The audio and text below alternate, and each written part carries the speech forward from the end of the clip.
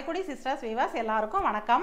இன்னைக்கு ஒரு lunch recipe தான் செய்ய போகிறோம். தக்காளி குழம்பு, காளான் பெப்பர் ஃப்ரை ரெண்டும் செய்ய போகிறோம்.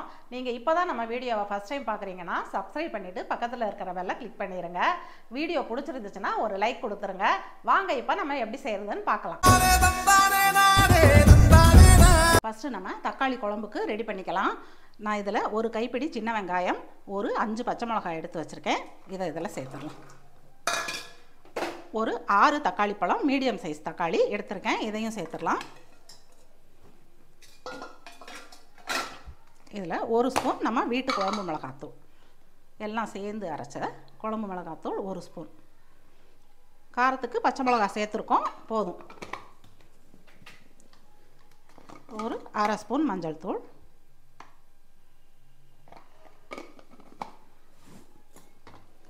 இது வேகிறதுக்கு தண்ணி,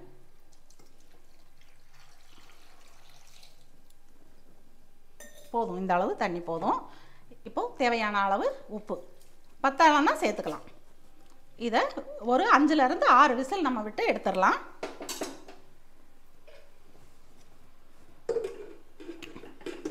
குழம்புக்கு தேங்காய் பேஸ்ட் அரைக்கணும்.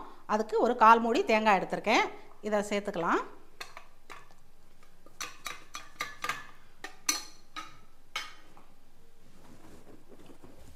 இதில் 1 ஸ்பூன் சோம்பு, இது குட்டி ஸ்பூன் அதனால் 2 ஸ்பூன் சேர்க்குறேன். 1/2 ஸ்பூனுக்கு கசகசா. இவ்வளோ தான் அரைக்கணும். கொஞ்சமாக தண்ணி ஊற்றிட்டு அரைச்சிடலாம். 5 விசில் வந்து ஆஃப் பண்ணிட்டேன். இப்போ நம்ம ஓப்பன் பண்ணி பார்த்துடலாம் வெந்துருச்சான்ட்டு.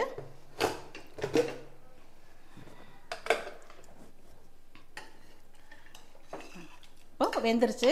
தண்ணியை வடிச்சிட்டு நம்ம மசிச்சிடலாம்.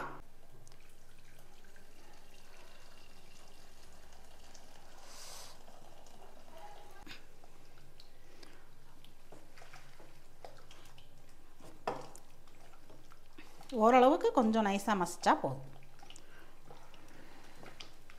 இந்த அளவு மசிஞ்சா போதும். இப்போ நம்ம அடுத்தது தாளிச்சிடலாம். கடாய் வச்சுருக்கேன். இதில் ஒரு கரண்டி எண்ணெய் ஊற்றிக்கிறேன். இது தாளிக்கிறதுக்கு ஒரு சின்ன துண்டு பட்டை, ஒரு சின்னதாக ஸ்டார் பூ 1, கல்பாசி, இது 3 தான் சேர்க்கணும். அப்புறம் கொஞ்சம் கருவேப்பிலை, அவ்வளோதான். இப்போ நம்ம மசிச்சு வச்ச தக்காளியை ஊற்றிடலாம்.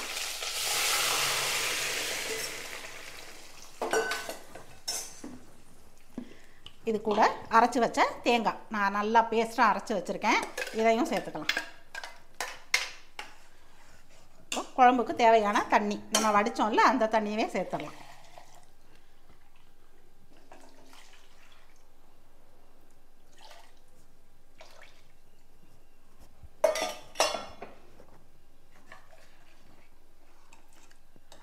இந்த அளவுக்கு தண்ணி போதும்.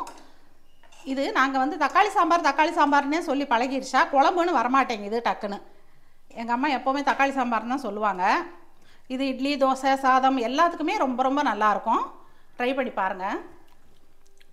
உப்பு எல்லாமே கரெக்டாக இருக்குது. ஒரு கொதி வரட்டும், நம்ம இறக்கிடலாம். குழம்பு நல்லா கொதிச்சிருச்சு. இந்த ஸ்டேஜ் வந்தால் போதும். இந்த அளவு போதும். இப்போ மல்லி இலையை தூவிட்டு நம்ம இறக்கிடலாம். கொஞ்சம் மல்லித்தலை ஆஃப் பண்ணிடலாம். காளான் வந்து ஒரு 1/2 கிலோ காளான் எடுத்திருக்கேங்க. ஒரு 10 நிமிஷத்துக்கு முன்னாடியே கொஞ்சம் நல்ல தண்ணியில் உப்பு போட்டு ஊற வச்சுருக்கேன். ஏன்னா இந்த அழுக்கெல்லாம் போகும். பாருங்கள், இதுலேயே எவ்வளோ அழுக்கு இருக்குன்னு பாருங்களேன்.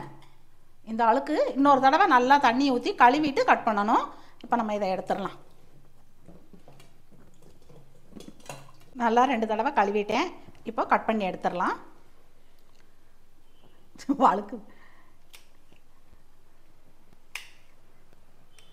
இந்த அளவு பீஸ் போட்டால் போதும். இப்படி எல்லாத்தையும் கட் பண்ணி எடுத்துடலாம். காளான் பெப்பர் ஃப்ரைக்கு கடாய் வச்சுருக்கேன். இதில் நான் வந்து ஒரு 1.5 குழிக்கரண்டிக்கு எண்ணெய் ஊற்றுறேன். இது எண்ணெயிலே தான் வேகணும், தண்ணியெல்லாம் ஊற்றக்கூடாது, அதிலே தண்ணி வரும். இந்த அளவுக்கு எண்ணெய் ஊற்றிக்கிறேன். இதில் நான் 1 ஸ்பூனுக்கு சீரகம் சேர்க்குறேன். சீரகம் லேசாக பொரியட்டும். 4 வரமிளகா கிள்ளி வச்சுருக்கேன், இதையும் சேர்த்துடலாம்.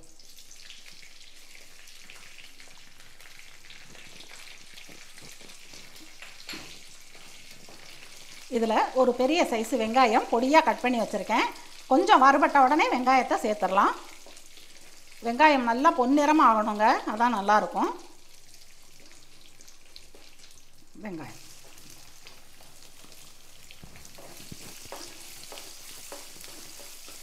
நல்லா வறுபடட்டும்.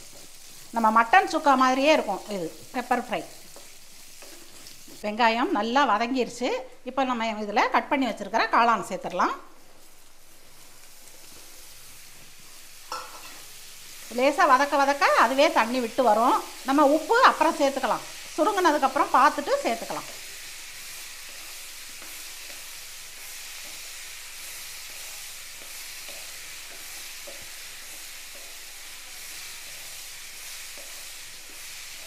ஒரு நிமிஷத்துக்கு தான் மூடி வச்சேன், அதுக்குள்ளே எவ்வளோ தண்ணி விட்டுருச்சு, வதங்கிருச்சு. இப்போ நம்ம கொஞ்சம் மசாலா சேர்க்கணும், சேர்த்துடலாம். இதில் 1/2 ஸ்பூனுக்கு மஞ்சள் தூள்,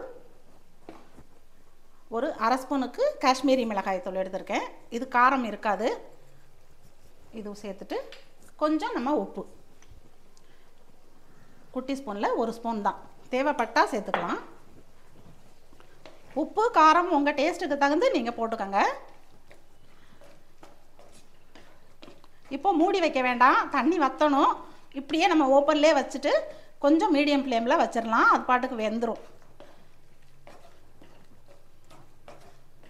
தண்ணியெல்லாம் வற்றி நல்லா சுண்டிருச்சு. இதில் நான் ஒரு 1/2 ஸ்பூன் மிளகுத்தூள் எடுத்து வச்சுருக்கேன், இதை சேர்த்துடலாம். மிளகுத்தூள் போட்டு ரொம்ப நேரம் கிண்டக்கூடாது. இப்போ நம்ம மல்லித்தழை தூவிட்டு ஆஃப் பண்ணிடலாம். நம்மளோட காளான் பெப்பர் ஃப்ரை சூப்பராக ரெடி ஆயிடுச்சு. தக்காளி குழம்பு, காளான் ஃப்ரை ரெண்டுமே ரெடி ஆயிடுச்சு. நீங்களும் உங்கள் வீட்டில் ட்ரை பண்ணி பாருங்கள், ரொம்ப நல்லாயிருக்கும்.